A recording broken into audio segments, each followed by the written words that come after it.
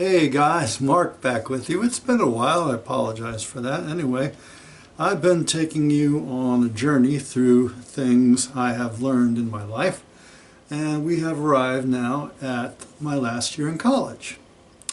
My college didn't have enough dorm space for all the students to stay on campus, so upperclassmen, as I was then a senior, generally lived off campus. We tried to get housing in with various people in the town who rented out rooms. So my roommate from the previous year and I found this nice old couple whose children had all grown up and moved out, and they had 3 rooms to rent. So now Greg and I were housemates instead of roommates. I didn't have a car, and this house was probably a little over a mile from campus. So sometimes I would get rides from Greg up to campus if our schedules coincided, which is a very helpful thing for me.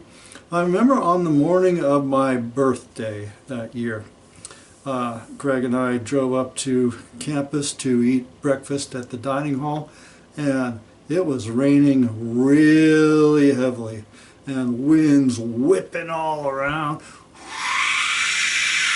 It was Hurricane Gloria. Anyway, we go in and eat, we're all wet, come back out to the car, which is not, no shelter of any kind, it's pouring down rain, and we realized that the keys were locked inside the car.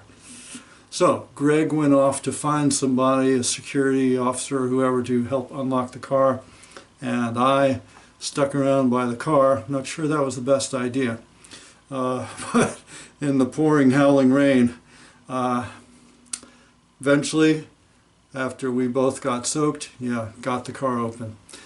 Great memory. You have some of those stories in your life, things that make great stories that you'd never want to actually relive. There's one of those for me. But he was a good friend. Our third roommate, our housemate that fall, was Ed, who was a very impressive guy to me. He was a science student who made his own saline solution for his contact lenses. And he also gave me rides. So, God gave me these good friends. Friends that help each other, and friends that stand with each other through thick and thin, through sunshine and rain. Not fair weather friends. Yeah, good friends. God knows what He's doing when we allow Him to do things in our lives. When we take things in our own hands, the results aren't always as good. I have a story about that too. I made an abortive attempt that fall to get a graduate assistantship for the spring. I was going to enter the English graduate program in the spring after hopefully graduating that December. And I still lacked 2 classes in order to graduate after the fall, but I applied anyway. And of course that became a sticking point, and I petitioned the faculty senate to let me just waive, or if they would just waive, I know it's a different waive, those 2 classes to allow me to do this assistantship. They correctly did not allow me to do that. So my lesson there, don't go your own way and ignore the rules and then expect things to work out well. God does not honor that. I think of Pilgrim's Progress. Remember the people in Pilgrim's Progress who went their own way and did their own thing and expected to end up in the same place as the people who did it God's way? It didn't happen. So I lost that assistantship. I reaped some consequences there. I lost some face with the English department. And I did have to still take those 2 courses, biology and phys ed, in order to graduate. But God in His mercy still showed me grace, even though I messed up. There's another great lesson right there. It's not an encouragement to try to mess up, but when we do, God is still there to show us mercy. Sometimes God's working is so obvious, you can't miss it. One day, cool story, I was lying on my bed in my room in the house where we were renting, half asleep, half awake, listening to a record. It was a record by a group called Alan Parsons. Alan Parsons had some songs that seemed to have some real meaning to them. Remember, time flowing like a river, on and on to the sea, to the sea. Anyway, I used to sing, slime flowing down my liver, on and on, to my knee, to my knee. Anyway, they had other meaningful songs like Old and Wise, and definitely, as I discovered this particular day, a song called Ammonia Avenue. So I was laying there half asleep, half awake, half listening to the words, and I was hearing words on the record like, is there no sign of light as we stand in the darkness, watching the sun arise? In other words, it sounded kind of biblical, like, for a man will be tired, and his soul will grow weary, living his life in vain. Can take it down a notch. And word by word they handed down the light that shines today. And those who came at first to scoff remain behind to pray. So I'm thinking, I got a weird feeling. I jumped up out of the bed.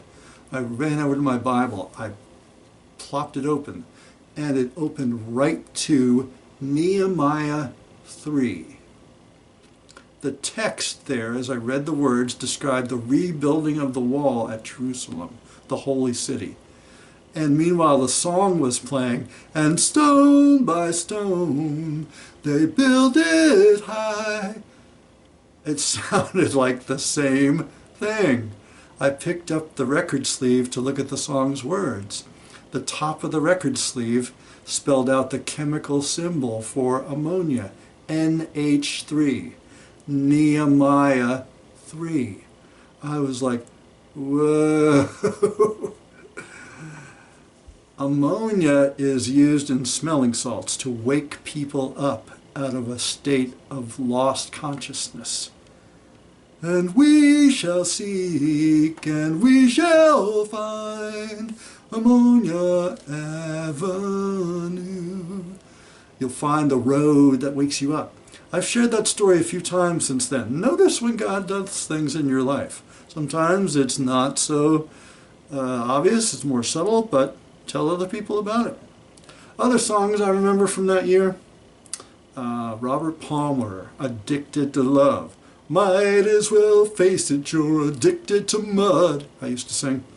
That was the video with the four kind of expressionless ladies, all sort of dancing their guitars around kind of very methodically while they stared off into nothingness, and frontman Robert Palmer sang the song. Bible Man in the 90s had a villain every episode who did a gratuitous dance number, and in one of their episodes they copied exactly Robert Palmer's song. I mean, they had the girls in the background and everything. I think it was Master of Misery, maybe, Nothing Makes Me Happy. Other songs from that time, All I Need Is a Miracle. That wasn't a big one. Maybe Mike and the Mechanics. That was a group that came out of Genesis.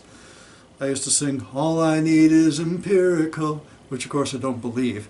There are things beyond the empirical. There are worlds beyond what we can imagine, Horatio. Steve Winwood, Higher Love. Bring me a higher love. Oh, I used to sing, Bring me a fire plug. Oh, be kind of hard to lift a fire hydrant, but that's what I envision. Howard Jones, remember him? Doctor says you're cold, but you still feel the pain. Aspirations in the clouds, but your hopes go down the drain. And you, that's a song that gives problems, but doesn't really give a solution for them. Rock Me Amadeus, that was a weird song. Somebody sang, Rock Me Jerry Lewis. Does anybody out there today still know who Jerry Lewis was? Anyway, Billy Joel, This is the time to remember, 'cause it will not last forever. These are the days to hold on to, 'cause we won't, although we'll want to. Another problem without a solution. Janet Jackson, What Have You Done For Me Lately? A couple years later, one of my first writing students at a college class wrote that as a sample sentence on the board, and I sang it after she wrote it. The students were surprised, I guess, that I knew the song. The Hooters, remember the Hooters? They were not a real big group. They had a couple of songs. Where do the children go? And who's that deadly piper who leads them away? And they talked about, we're going where no one can find us, and if there's a heaven, we'll find it somehow. Well, yeah, there is a heaven, and I hope you want to go there. Jesus tells us how to get there. It's through him. John 14:6. Jesus said, I'm the way, the truth, and the life. No man comes to the Father but by me. I went back to school from Christmas break early that January to spend time with my girlfriend, Beth. And I proposed to her a few days before spring classes started in the George's living room there where we were staying. That spring, which word I use very loosely for a semester that started in January in Pennsylvania, I took a hiking class for my PE credit. Well, I've always had flat feet, still do. Our class got lost while hiking in 6 inches of snow. Okay, boomer. No, true story. And we walked, I don't know, 10 miles, 12 miles, something like that day through 6 inches of snow. I got bursitis from that. The lesson there, know where you're going. As the poet Yogi Berra has said, if you don't know where you're going, you'll end up someplace else. There is a road that is the right road. There is a road that leads to life, Matthew 7:14. And again, it's through Jesus. Beth and I graduated that May, and I had been accepted, as I said, into the English graduate program, but due to my own fault, I missed my chance to get the English graduate assistantship, but God again was gracious.